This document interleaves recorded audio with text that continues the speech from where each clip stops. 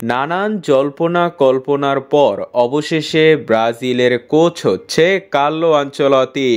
আর কিছুদিন পর অর্থাৎ ২৬শে মে ইকুয়েডর ও প্যারাগুয়ের বিপক্ষে ম্যাচকে সামনে রেখে ২৩ সদস্যের চূড়ান্ত দল ঘোষণা করবেন তিনি। কিন্তু দল ঘোষণার আগে বড় দুঃখের সাথে বলতে হচ্ছে, ব্রাজিল ও আর্সেনালের সেন্টার ব্যাক গ্যাব্রিয়েল মেগালেস ইনজুরিতে পড়েছে। শুধু ইনজুরি না, পুরো মৌসুম থেকে ছিটকে গেছেন তিনি। আবার পরপর ২ ম্যাচে হলুদ কার্ড খাওয়ার কারণে ইকুয়েডরের বিপক্ষে দেখা যাবে না রাফিনহাকে। তবে এখন সবার প্রশ্ন হচ্ছে, ইতালিয়ান এই কোচ কোন ফরমেশনে ব্রাজিলকে খেলাবে?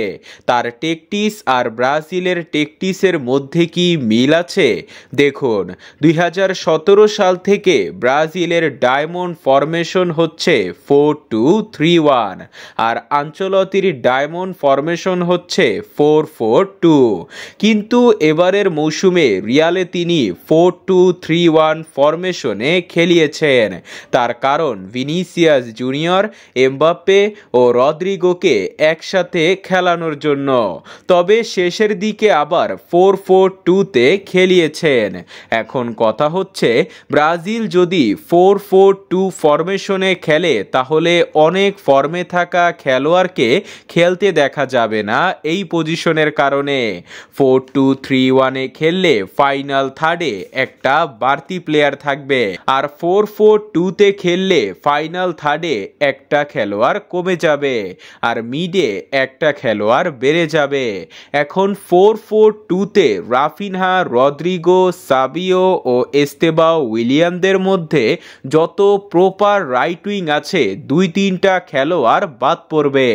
আর 4-2-3-1-এ খেললে প্রত্যেকটা খেলোয়াড় কাজে লাগাতে পারবেন।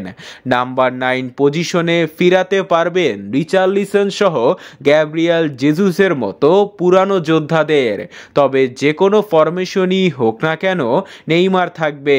তাকে ২৬ বিশ্বকাপ সামনে রেখে মূল স্কোয়াডে বড় পরিকল্পনায় রাখা হয়েছে।